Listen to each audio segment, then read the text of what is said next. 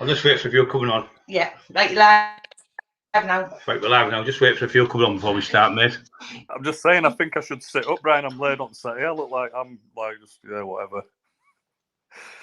Yeah, it doesn't matter, mate. You're being bullied, so just, well, and everyone here's out there. But yeah, I just see that, right. It's me, Brian Cockerill, on the Taxman Show with Dale Brennan Hyde, author, really good friend of mine. Dale, welcome to the show, mate. Thank you, Brian. Nice to see you again. Yeah, what we're going to be talking about today, you've done a new book, I believe, Dale. What's it called? Yeah, I've got it here inside me, man. Because last time I come on, I didn't have it, did I? So if you don't know if you can zoom in, but I've got that out now. It's called Stitched. It's got the four words: Stephen French, the devil. You know, Danny Dyer's Deadliest Men and all that stuff. That's the back of it. You know, like looking through the spy hole through the cell door. Oh, that's good. Where can you get it from? You can get it at a minute. You can just get it on Amazon. You can just go to my name on Amazon or just put Stitched into Amazon. All my books are there, but yeah, that's where you can get it at a minute. Oh, brilliant, mate! And there's more books in there. Can you want to mention them while we're here? Yeah, there's me. I've got the new. Yeah, which is my wife shouting, but the boss in the background shouting. We'll put the links under the video at the end of the show for anyone who wants to get his books. But just go on, mate. Like the new. So I redid the. Remember when I was saying I had the old copy when I come to see you last time, and I was pointing saying I'm going to get the. I've got that Sean A. Cosby quote on the front of this now, and then I redesigned the back of it. So I've got Paul Finch and Noel Razor Smith's quotes on back. So I redid. Can't say. I never know which way I am with camera. So I got that's I got that done. Like that Sean A. Cosby book. I like the pictures on them, same as ours, but some other authors just put cartoons on theirs. Well, they do. They've not really got much. That's about how where they are, Brian. Like cartoon. You know, just cheapskate. Going to do anything. You'll all change judge your book by its cover, but sometimes you have to, don't you? If it's just absolutely cheap and nasty, obviously you know it's going to be inside. That's the guy, Brian, on the front of my book, Sean A. Cosby, Blacktop Wasteland. He's just won LA Times Book of the Year award. He's just been nominated for the CWA, which is Crime Writers Association Gold Dagger, that's the highest award you can get in writing in all of England. So he's just been nominated for that. So, like I said, his book's getting made into a film next year. I think it's Paramount Pictures. It's massive. He's even sold a book that he's not even finished writing yet. He's already sold that as a film. He's not even finished writing book. So he's on fire, like the guy on front. That's got to give like Noel a mention as well. That's a fantastic book. A Few Kind Words and a Loaded Gun. That was Noel's like autobiography that he wrote in prison when he had 8 life sentences for armed robbery. He was the first sort of guy that gave me a. You know, I wanted somebody like I wanted a crime figure quote in the book, but I also wanted somebody that had reformed and active as a criminal, and who like sort of made that like Noel's massive compared to how I reform myself, but we do mirror each other in a similar way, like where I was in trouble, was in prison, come out, but then wanted to get myself re-educated again. And do something with my life. Do you know what I mean? And the writing, same as Noel, same with a lot of people. Like I said, there's a lot of like yourself. You're finding that you can get into books, films, documentaries, and it's a better way to make a living in it. You're never too old to learn, are you? You're never too old to change. No, I think same with the acting. People get into the acting. There's like Morgan Freeman, a massive actor. People think he's been around years, but he never even started acting till he was like 65 or something. So, to make a career change, you could, especially with acting or anything like that, or like you say, writing. It's not a physical. I mean, it's pretty physical to write. You've got to structure yourself, and you always scratch his heads at the same time. You've got to be committed to write. You've got to be structured. Do you know what I mean? You've got to treat it like a job, like day to day. I used to get up at 7 and work till dinner time on it, and then have a break, have my lunch, go back till 4, knock off, have my tea, have a bath, then read what I've done all day, then save it, then watch a film, switch off, go back to bed, get up again, same again. 7 days a week. I worked on that income for years. Do you know what I mean? Like that. Yeah. Yeah, I think you can do too many books, can't you, in a row, because you're not giving the public time to read the first book. If you bring the book out every 2 or 3 months, they're not going to be good quality, because it takes you all that time to write and read. Someone said to me, you're better writing 2 or 3 good books a year than actually writing 10 or 20, because they're not going to be good quality, and I think that's right. I don't even think I could get 2 or 3 out in a year, Brian. Like, to me, it's like I like to simmer an idea properly and think. I've got loads of different ideas on the boil. It's like what I sometimes do work on multiple books, and it's just whichever one I think's sort of getting better momentum, and then I'll think, right, I'll focus properly on this and try to get it out. Like at the minute, I've got a few things. It's like spinning a few plates, but. Like I said, at the minute, I'm just trying to push this one. You know, this is the new book, and it's. I'll read you on back. It says a raw account of an innocent man, first trapped in the prison system, then trapped after a royal court acquittal in the slanderous world of stigma. If there is a hell upon earth, it's been locked up in prison as an innocent man. Yeah, so, I can imagine that. You know, it's like I was in for 110 days for absolute nonsense, nothing to do with me whatsoever.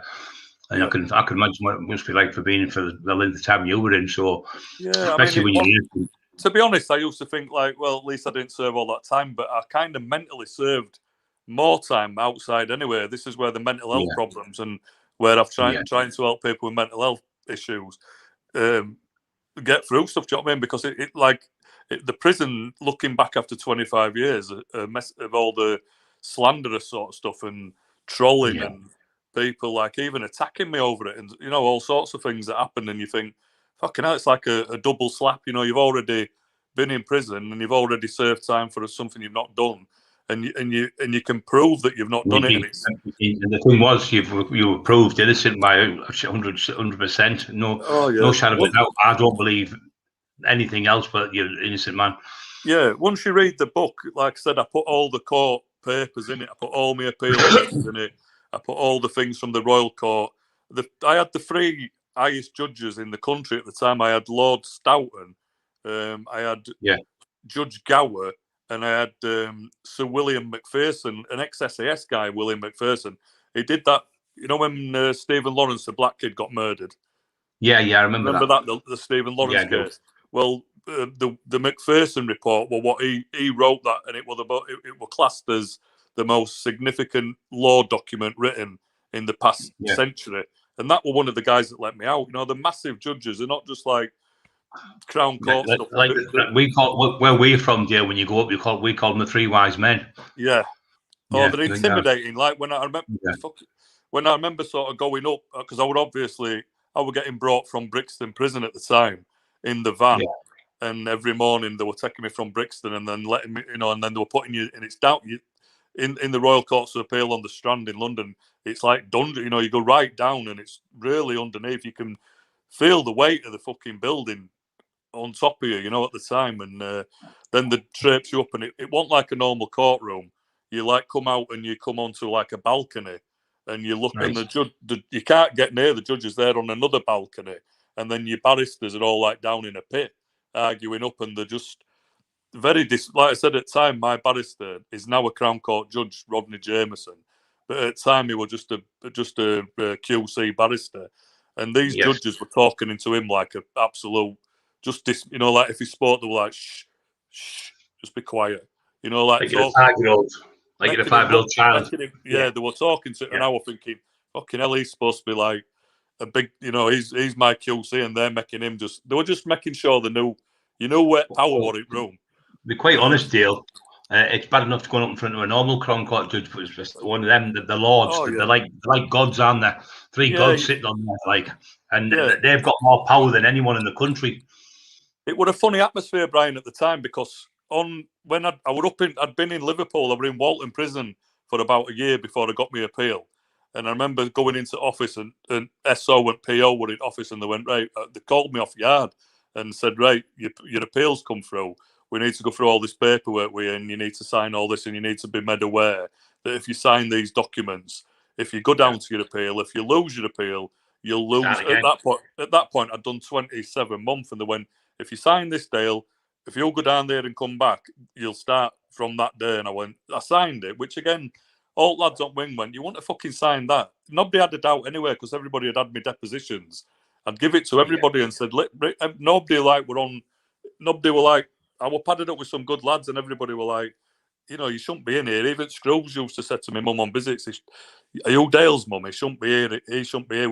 I'd give me depositions to a couple of like SO screws, and then they'd sort of had a word with some other screws, and you could tell ones that had sort of read me stuff that were a bit more like polite and you're right, and you know, to ones where I'd go to a new nick and they were like bang you up, like get in there, you dirty twat, bang you up. You think, what's up with him? What's with attitude?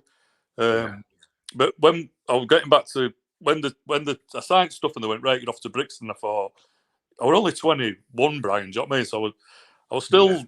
I'd learnt ropes with them, but I was still thinking, fucking hell, Brixton, I've got a rape charge, I'm off down to Brixton. And as they took me down, morning before I went down on Monday morning. On the Friday, the IRA blew up all Docklands, you know, the biggest mainland bombing.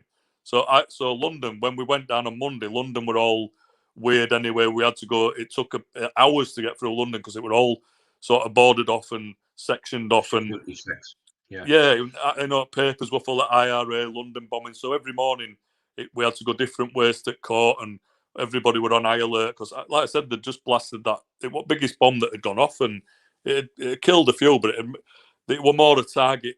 It were more a financial target, you know, to destroy a lot of records. They wanted to destroy all records.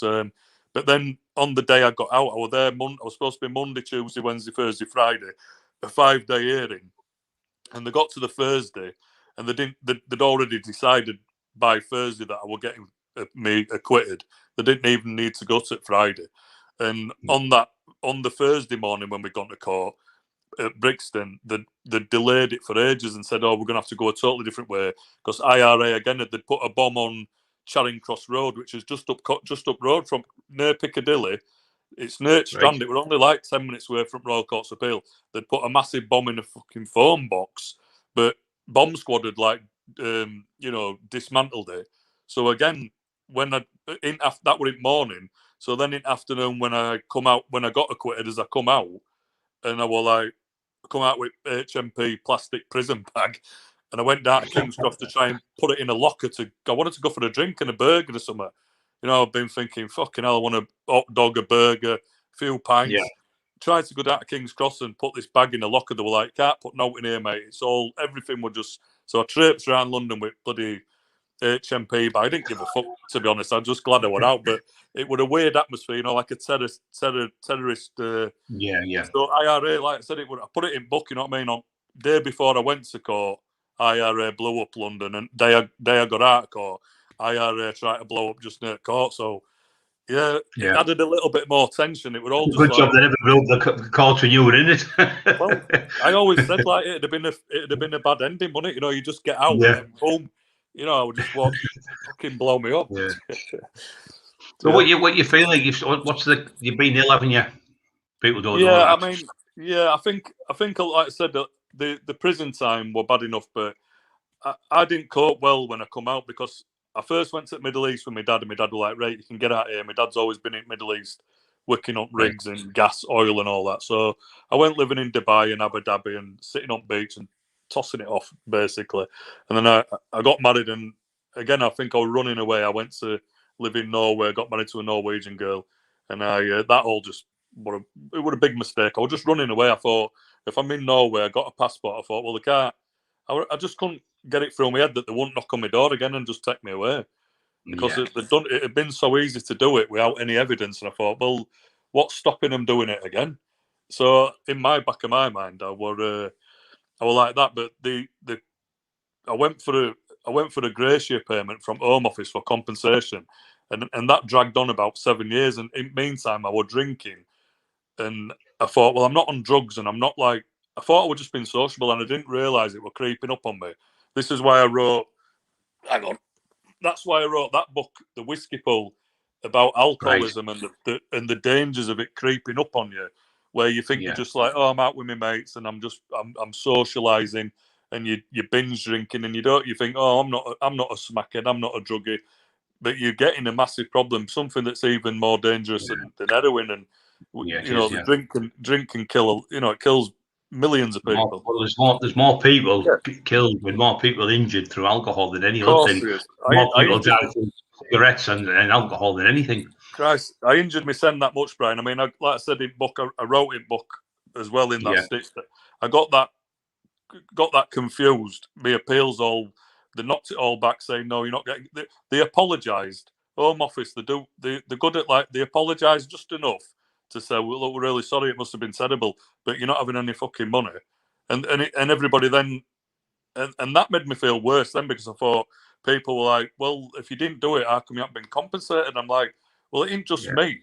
It ain't just my case. A lot of people go through this. It was just, again, the stitch book for people that are just nobody really, small man on the street. You get these big cases like Guildford 4, Birmingham 6. They did get compensated because it's like media's blown it out of proportion. But I still had 25 years of problems and got nothing. So I think the cancer, what you're referring to, come through like me living unhealthy, stress, and unfortunately for me, it was just another kick in teeth. I thought I'd got myself sorted out.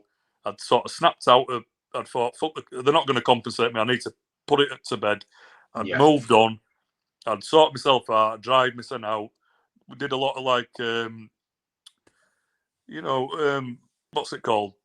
Therapy. You know what I mean? I went to a lot of therapists and I did a lot of stuff off my own back. I asked courts numerous times to help me, and they just kept putting me on community service and putting me on remand for a week or something, or putting me on tags and things like that. And it wasn't helping me. I kept telling them, if you don't address the problem, I'm just going to keep doing what I'm doing.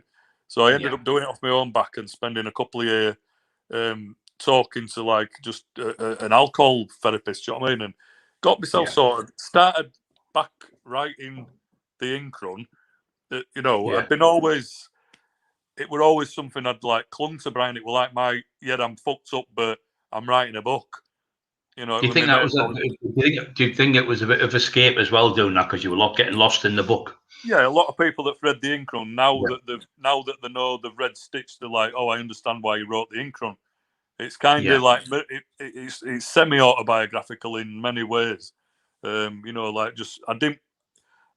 couldn't write it. I couldn't write it true.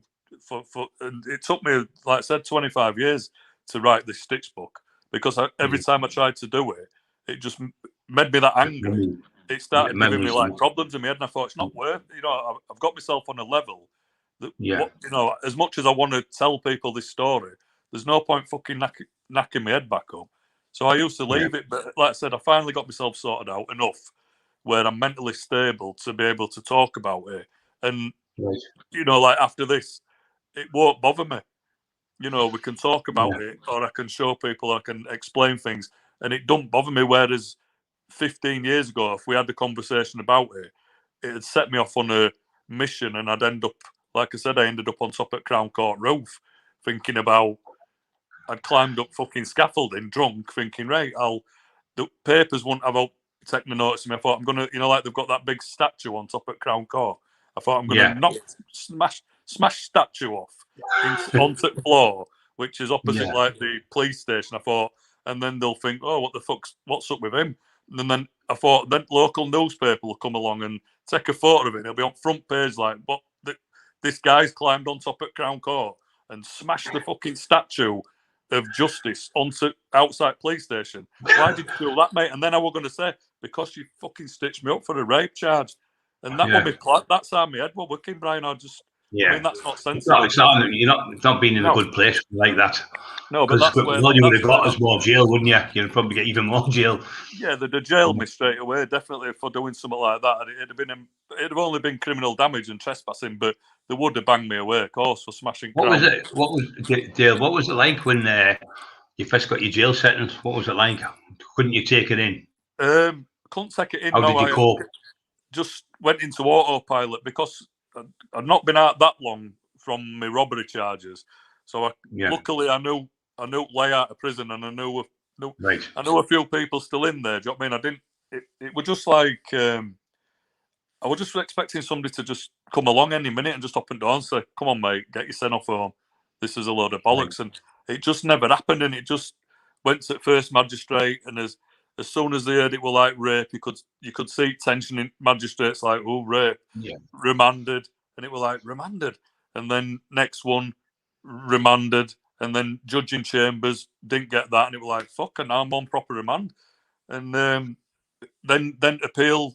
Your first appeal goes back to your first Crown Court judge. So he was called Hutchinson, who I wrote in book. I did a bit of research, found out about him. He's dead now. I'm glad he's dead, because how he treated me in that trial, Brian, I thought he must be like asleep all the way through it, stuff he heard, and they just dismissed it all.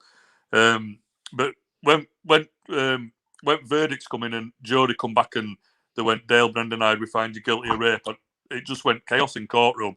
Like, just jumped over all judges, solicitors' benches, tried to escape out at Leeds Crown Court.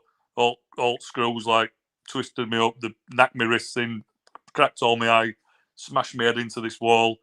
And then they abandoned sentencing, and then I were on escapee list in Armley for 4 months. So first 4 months at sentence, I was just like behind my door on Cat A with dogs taking you everywhere, in them blue and yellow bloody bananas, fucking shite, taking my clothes off me on a night. It was like it was bad enough getting a sentence, but to start your sentence that way as well, it was just like a nightmare, wasn't it? It was a nightmare. When you go to bed at night, Dale, and when I was in for 3 years for a driving offence, which I think the mandatory thing was community work or something stupid, and probation. It was because of what I was. They were going to be in jail. Sent me to 8 different jails that I went to. But you get up in the middle of the night and you don't realise, you just go for a pee and you think, "Oh, I'm in jail." So then you wake up and when you're in there and you're half asleep. In a way, looking back, Brian, I remember first couple of nights, and I remember these 2 black geezers out at window, and they were from Leeds, but they were Jamaicans, and I could hear them. One of them was saying, "Oh, that I'm not going to try and do a Jamaican accent." That one was saying like this. That guy's on Cat A thing above. He's in for rape, and this other one were going, "There's something wrong with that charge. There's something wrong with that. Did you hear about him trying to escape at Leeds Crown Court?" And then this other one was saying, "Yeah, but he's in for fucking rape." And I kind of heard 2. I was thinking, some people believe media, some people don't believe it. Some people can understand, like, you don't just. I mean, when do you hear about rapists like trying to escape at Crown Court, or they usually just go, "Oh yeah," and go down and fucking start crying or something. Do you know what I mean? Judge knocked me appeal back and said it were actions of an animal why I tried to escape, not like you've got it all wrong, mate. And I've put my faith in justice system and you failed me, so I'm going to do what anybody, a natural human being, is going to try to run and get out. A caged animal. It were like, my instincts were like, "Get out of here." I stood there and waited for him to say, "You're free to go." Even after 13 months on remand, I thought, well, yeah, all right, I've done 13 months on remand and it's been a nightmare, but you should find me not guilty and I'm off home. But when they said guilty, it was just like, couldn't fucking believe it, Brian. Honestly, it was just a nightmare. I didn't really have any break. I probably had breakdowns 6 months later, but not like crying and breaking down. Just having fucking mental shit. Stuff you were doing in prison. I was taking acid. Somebody was sending acid in under envelopes, like self-addressed envelopes, because they started pulling all your stamps off. But if you sent a self-addressed one in, they couldn't touch it. So they were sending me that, but they were putting me down block, and I was just like, I once went down block, and there were loads of blokes that Screws had said, "Oh, he's in for rape," and like I said, not everywhere I went were friendly. Do you know what I mean? And they were all chanting like, "Hang him, hang him, hang him," like that. And I was behind my door, and I thought, they're on about me. Fucking what they're on about me. And then I thought, fuck this, and took some acid and just sat with my back against the door and just like tripped out. And I thought, what am I doing? Most people. Did you ever feel suicidal with that effect? No, only time I got suicidal was, like I said, it would have ended like trying to, when I were out and when I'd gone all the way through that trying to get compensation. And I'd been in and out at cells loads of times. I'd had Sergeant in Wood Street Police Station say, "We don't care if we put you back on remand, at least you're locked up." And I was like, "Why don't you fucking help me? It's like you're trying to kick me when I'm down." and they were just like, "Shut up, get in there, fucking calm down." So I was kicking off all the time, and just I must have been a nuisance, but I felt they created nuisance. I'm not a nuisance because like I said, I've proved that by 10 years I've never had handcuffs on me, and I can have a drink and I go out, but that issue's not bothering me now. So, but if you put a big issue like that into a young kid's mind, he's gonna react in a bad way. It's like when I was at school with dyslexia and people say you're stupid, you start believing you're stupid. Yeah, that's what happened, Brian. I started thinking. I didn't start believing I was a rapist, but I started thinking everybody believes I am. Yeah, I feel I've had more shit than actually a rapist. Some people that have gone in, said, "Yeah, I'm guilty. I've raped somebody, done the time, come out, and then kind of just started a new identity somewhere and fucked off." And me, I've just faced it all up front and said, "Well, you've got it wrong. Here I am." Like I said, I've never had, I've never had any shit to my door out like that, but I get plenty of stuff online, people saying stuff. Whenever I've fallen out with anybody, that I've explained this to them, and they know all about it, and they know I've definitely had a stitch up, and then when we've fallen out, they've used it against me, and I thought that just shows your character to them, how they can use something against me, like pushing me buttons, and they know I'm going to react, and then people say, "Oh, you're reacting." Of course, I'm going to fucking react. The thing is, Jill, the person who was doing it to you knew you were innocent and was still trying to bring you down. That's what they can understand other people saying things about, "Oh, Blancock was a bully, Blancock did this, Blancock," because they don't know who you are. But that person sat with you, and you actually knew that person as a friend, and then because you wouldn't do what he wanted you to do, he just started slating you on every single book. I've even had it with like sort of not in the last 10 years, but like I said, when I was in that drinking period, I kind of you attract where you're at. So I attracted a few nutcase women, and I had a few bad relationships, and it was all a bit wild. And they definitely threw it back in my face, like in arguments, and and sort of saying you're with a good girl now, aren't you? Oh yeah, definitely. Yeah, she's lovely. My wife thinks the word too well. Gina, like she's such a nice person. Do you know what I mean? Like, and it goes to show. I mean, like I said, 15 years ago, I would have never thought I would be settled in my own home, happy in a relationship. What I'm happy in, that I know she's a nice person. I've got some published books behind me. I've got lots of different friends in different areas that are all doing good, positive things. I think you're a great guy. My opinion, I think you're a great guy. I know how hard it's been for you because I know a lot more about you than most people. And you come across brilliant, and your missus comes across brilliant. So you're our friend. You always will be, mate. Yeah, I appreciate that, Brian. Like I said, it's when something takes you off track, and that's not you. You start. It's like people saying, "I can't explain a rapist because I'm not one." So I ain't got mentality to think, well, a rapist would do that or that. I was just in the same boat as everybody else when I were in for my robberies. If we could have got rid of them, we'd have fucking levered them. I remember, like, I think I did about 5 days block once. We were going down. I think it were Morlands. You used to walk down. It were like all caged, and you'd walk down. We're off to the canteen, and some nonce fucking wing were coming up, and we just about 3 of us all just attacked different ones. We all just bashed the fucking heads in. We got about 5 days block, and screws were like, "Oh," once they'd got us that block, they were like, "Do you want some pizza?" And stuff. They were like, we're not gonna, you got to do your block, like, but we're not gonna give you loads of shit for that. So that would have worried for me because, like I said, I knew what it was like to be in prison on like a robbery charge where everybody like gives you sort of some respect, thinking, "Oh, you're in for," like I said, I was in when I was 18 for robbery, so it won't. I'm not saying it's a good charge to have, but it's not one of it's probably one of the better charges to have. When you're a young kid, like, "Oh, what are you in for?" "I'm in for murder. I'm in for robbery." I'm not a fucking scumbag burglar, or I'm not. I'm not in for like dry. I'm not in for no like small. I were in for like serious street robberies with weapons and machetes. So there were a little bit of sort of like, this guy's like, I'm doing a few years where most of the lads at that age were only doing 3 months, 6 months. I got banged up straight away with this black lad from Leeds. He was called Malado. He was doing HMP. So you know, I were in with like people that were doing long time, and Yeah. you know, and it were all right. So I knew what it were like to be in and kind of think, oh, non-swings over there, and think fucking nonsense. But to then step into prison off bus with a rape charge, were like, fucking hell, what? Yeah. You know what's? You know, I knew what everybody were going to be thinking. Yeah. You know, that's why I handed all my depositions around as fast as I could, because I thought, the only thing I've got here is like the proof that I'm innocent. Do you know what I mean? It made total sense. You know, people were handing them back to me and saying, a fucking monkey can see that you're in it. Why are you even been remanded? And I was like, well, I just think magistrates have shit this end. You know, as soon as it's gone up in a little magistrate's court and it's rape, they've gone remand. You know, instead of looking at it a bit in depth. And I don't think I had best solicitors at the time. I just took my legal aid, and they were pretty useless, to be honest. When I think back, only thing I had good going for me when it got to barrister, and I got that Rodney Jameson QC, and he kind of one who like went through it and went, you know, I can see a lot of stuff we can go to appeal over this way.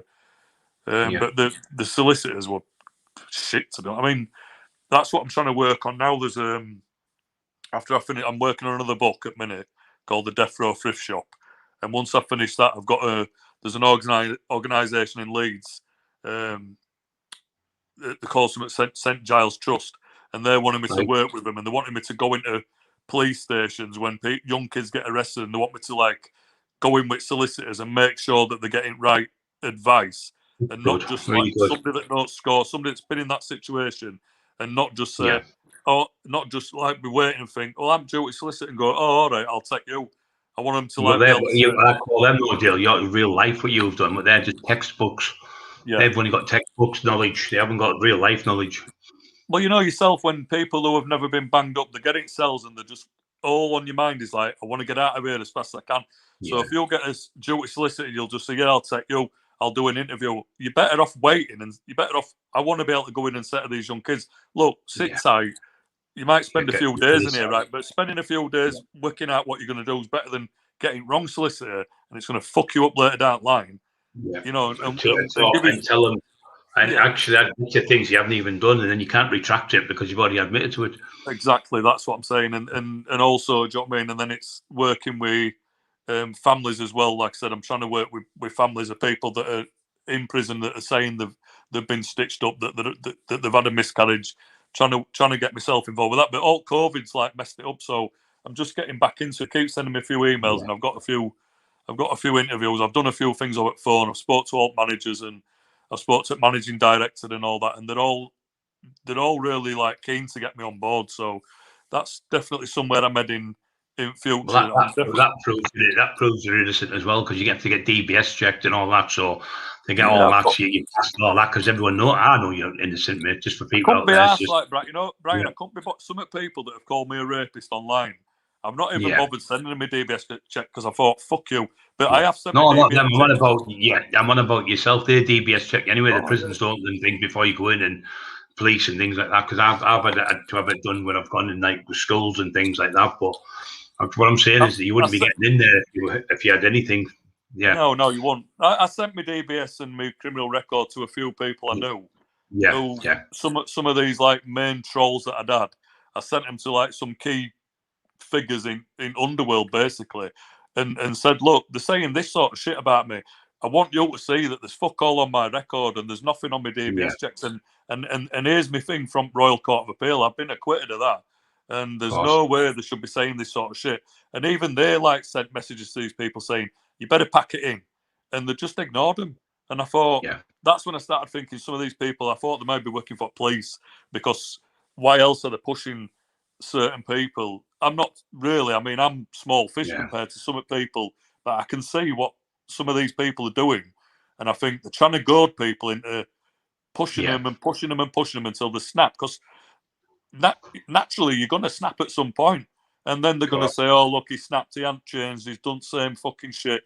And then you're banging all stuff you've done positive. All you're doing there, Jill, is I've got the same thing now with a troll all the time, trying to push me into a corner where I do something. But being a Christian, I just pray to God. But that's then I keep my hands to myself and let the I'm not a Christian, me, Brian, but I just think, I sometimes think, you know, like they've said all this to me over the last 8 years. I've been dealing with cancer. I've had cancer in my bowel. I've had chemotherapy. I've had a major liver surgery, half my liver cut out. I've had ablation therapy. I've had it come back in my liver and 35% of my liver cut out. I've had radiotherapy. I've had chemotherapy again, tablets. I've gone from 16.5 stone to 11 stone. I've not trained for 8 or 9 years. I used to train 6 days a week in boxing, then, you know, like smashing my hand into them heavy bags all day long for hours and hours and hours. And I'd fight anybody. And I don't make them, I've never said I'm best fighter, but I've always said the nobody I've seen up bare knuckle scene that I won't think I couldn't beat. And I've always said it, and I've said it to fucking all of them. I don't rate half of people I see that go on about all the this, that. But all I'll say to them is, you're lucky I've not been in fucking gym for the last 8 years, because I would call you out and I'd have you a fair fight, fist fight. Yeah. But I'm not fit enough to do it. I can't. I'm not stupid enough to think you can't punch me inside and hurt me bad. And I've even had some of my good friends say, if you fucking ever get back in that ring, I'll shoot you. Because they're that worried that I'll get hurt. You know, like, I mean, you can take a blow and it can react this cancer. Yeah. There's no way your lass was letting you get in that ring, so you can get that right out your head, mate.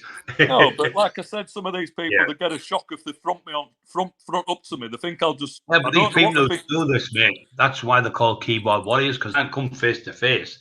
You have to do it hidden behind the computer in the bedroom. I don't think all of them have been. They're not all keyboard warriors, Brian. Some of them, I do respect them as fighters, but I just think if they think. No, I'm on about the ones who come on a computer with fake accounts. They're just cowards because they can't come on with a face to face.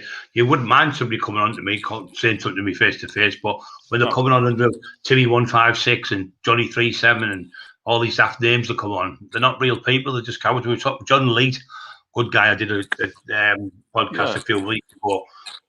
American guy who's in the Gambini family. He gets it. He gets it all the time. You're grass, you're this, you're that. But none of them come knocking on his door. He walks about the town like you do and I do. He drives around with a convertible in New York. I bought John's book. I mean, he's blown up a lot more last 4 years from it. But I bought his book years ago. That got his rules. And I remember him ringing me one night on Messenger. And I was half sleeping. Phone, you know, it said John Elliott, and I thought, fucking hell, I dare answer. I didn't dare answer the phone. I thought it's fucking mafia shit, and I thought I wanted to talk to him, but I was a bit like wary, and I thought I'll just message him and then can I send you my book? And he sent me his address. It was like Cherry Tree Avenue somewhere, wherever he said. I won't set full address, but he knows. He gave me his address and I sent him my book. And I'd love to meet him. Do you know what I mean? I think he's a fascinating story. I think he's coming over this year again. So when he comes over, we'll get him to come to see us. So we're going to meet with him. He's a really nice bloke. He's doing like we're doing. We don't want to see kids getting in trouble and going to jail. It's not worth it. You better get yourself a job, training, get yourself into the gym, get yourself the mental health sorted out. It's like all bare knuckles stuff, right? That jail doesn't do any good to anyone, does it? No. It's just, people are going to, people, I don't understand why they don't think I'm a bit rough, because all like bare knuckle stuff and that, it were our passion. People like me and Andy Topliff and people like that went out of his way and went on motorways and went to events and set things up and had fights and did stuff and promoted stuff. And it's blown up that much. And now people talk about it like as if I don't know about it, or I'm only not interested in it because of some wallies that got involved in it. And I can't be seen. They haven't got they're not morally decent for me. I can't be bothered with them. So that's people have shut me out of like going to certain events. It ain't because I don't fucking go. I just don't want to go because I don't want to be around them. That's basically end of story, Yeah.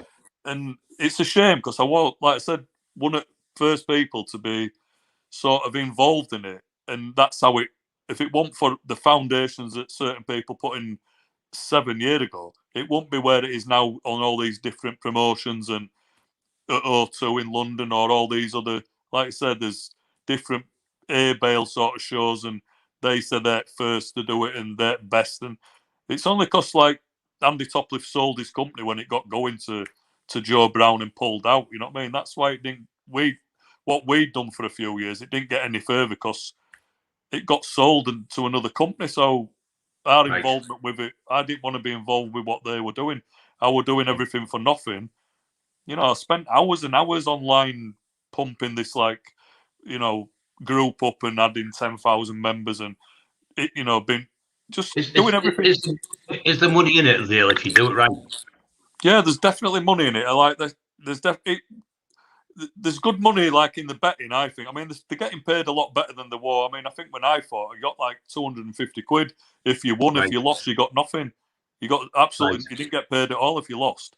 But we said, well, we did it like that to say, well, if we say winner gets 500 and loser gets 300, you'll get a load of folk turning up and going, I give up, and where's my 300 quid? And you're like, so the incentive war, if you win, you get 250 quid. If you lose, you get fucked. You might get a pint. You're going to train really hard because you're thinking, I'm not going as a genuine just to get 200 quid. I'm going to put everything into this because I need to win the money. Like the old days, Brian, isn't it? Like hungry fighters, you know, like fighters like, you know, like Cinderella Man, people like that, where they used to walk for miles to see if there were any work. They'd work for days to get enough money to get a bit of food, to do a bit of training, to get the gym fee, to do a bit of, and then take any fight and walk for miles, sit fight, have a fight, then go back to work.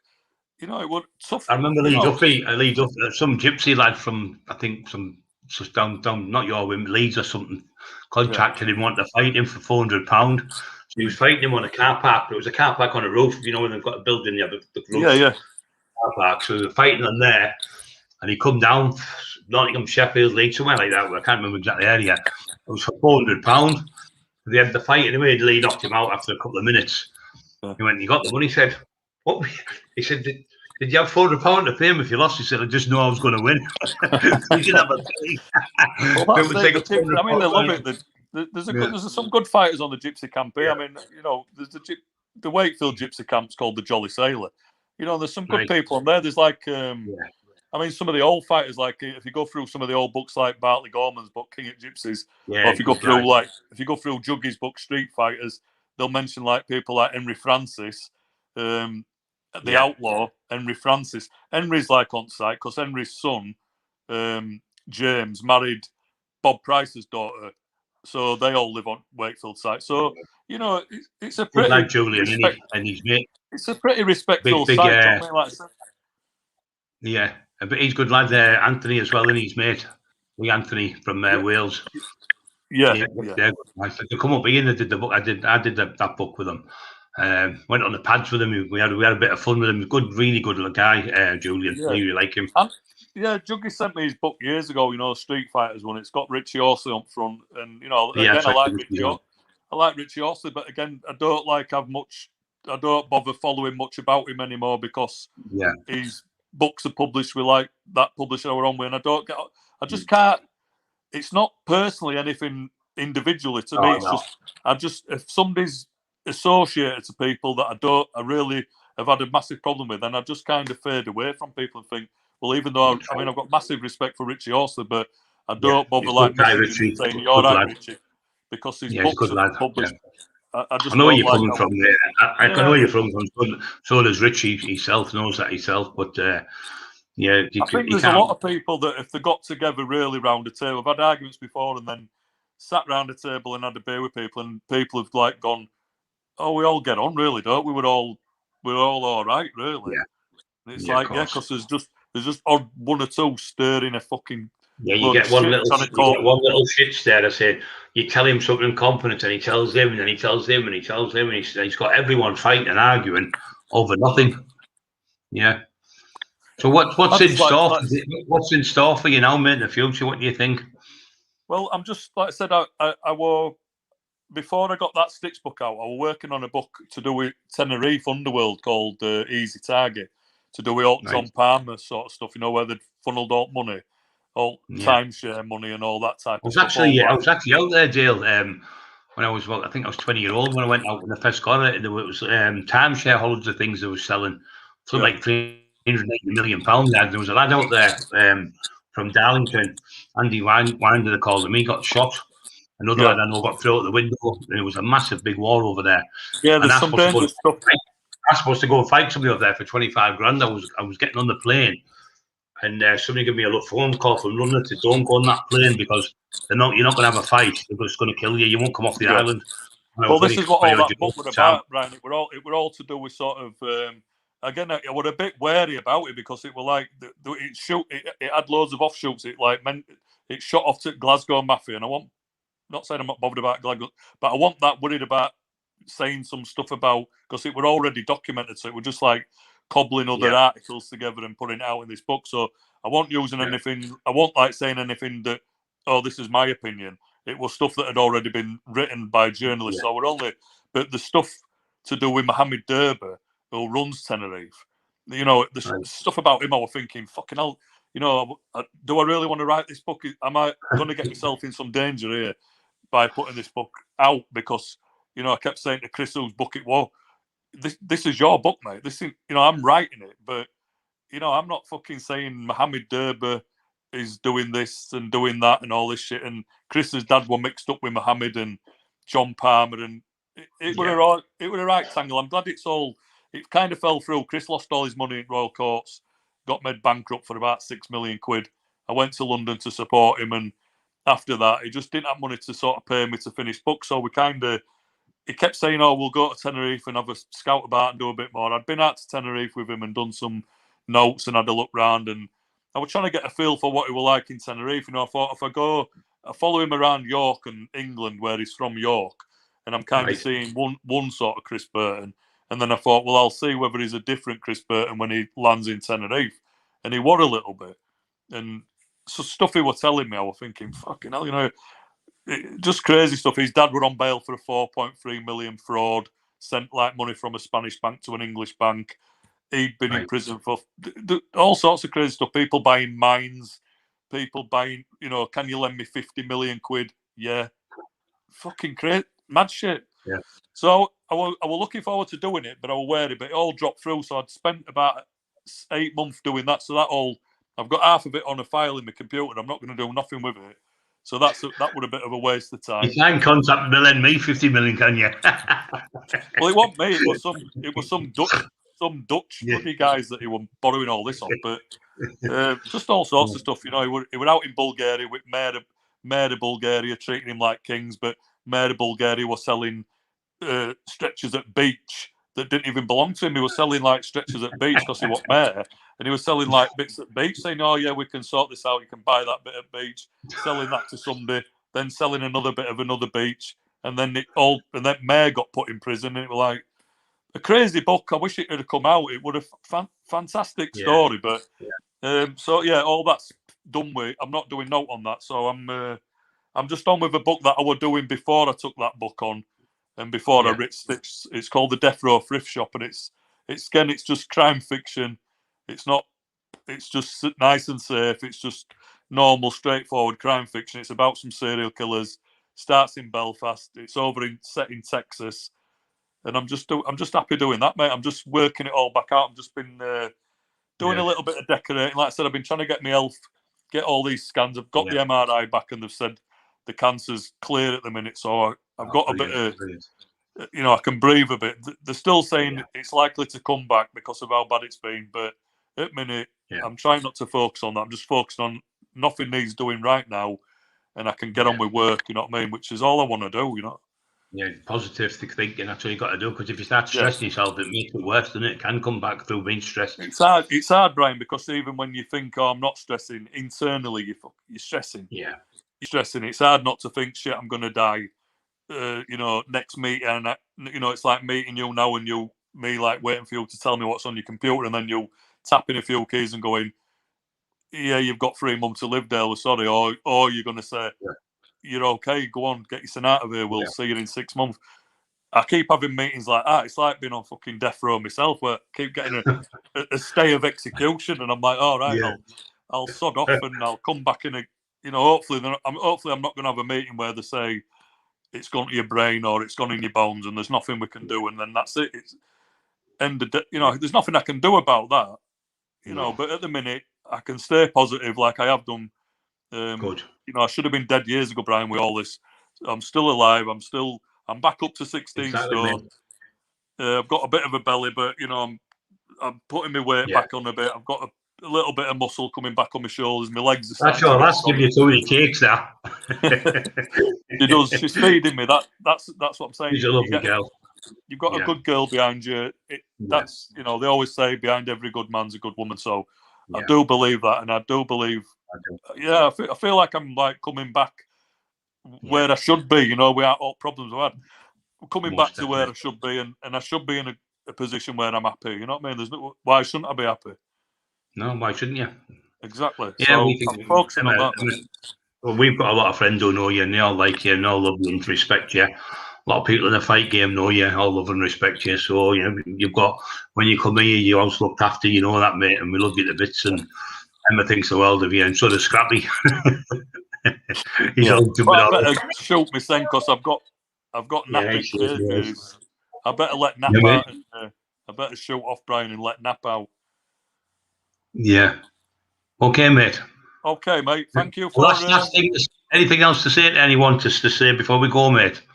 No, just do, you know, do me a favour, do yourself a favour. If you're interested in criminal law, if you're interested in crime, prison books, go and have a look at Stitched. Get on Amazon, go and buy it. It's only, I think it's $9.95 paperback, $4.95 Kindle. Grab of it, have a read of it.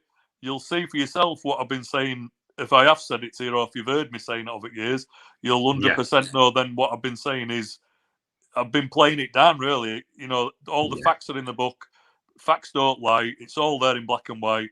Go and read about you know, somebody that 20 years old, you know, nearly 10 years stuck up your ass in prison, you know, on a bad rape charge. You know, as a man, it can happen to anybody. You know, like I say, I tell any man, you know, some of the people that have, again, said something bad to me, I hope it never happens to them, because they'll fucking know then whether they're hard or not, whether they're mentally strong. Do you know what I mean? Because it takes some strength mentally. Do you know what I mean? And again, that comes down to saying back to fighting. There might be bigger people than me. There might be better equipped at fighting, but mentally in a fight, I'm pretty strong. I'm hard, like, you know, like in my mind. So I'm just, like I said, fighting. I love watching the boxing, Brian. I don't bother with the BKB anymore, because, like I said, it's just it's something that I loved, and it's gone now for me. I'm glad other people are enjoying it. That's what we set out to do with the B-Bad original. We set out to get promotions out there, so you could watch it online, you could go to shows. So anybody that like slags me off about it, we did what we set out to do. You know, mission accomplished, really. And I'm just going to crack on with the books, Brian. That's what I want to do. Brilliant, mate. All right, I hope to be seeing you soon, mate. So I'll leave it there. I'll say thanks very much for having you on, mate. Yeah, and we'll see you again soon. Come on, Brian. You're welcome anytime, mate. Always give nice you to speak your best Englishes and that. And thank you very much. Cheers, pal. God bless, mate. Cheers, mate. Thanks, Jill. Cheers, Dale. See you, love. Bye. Yeah.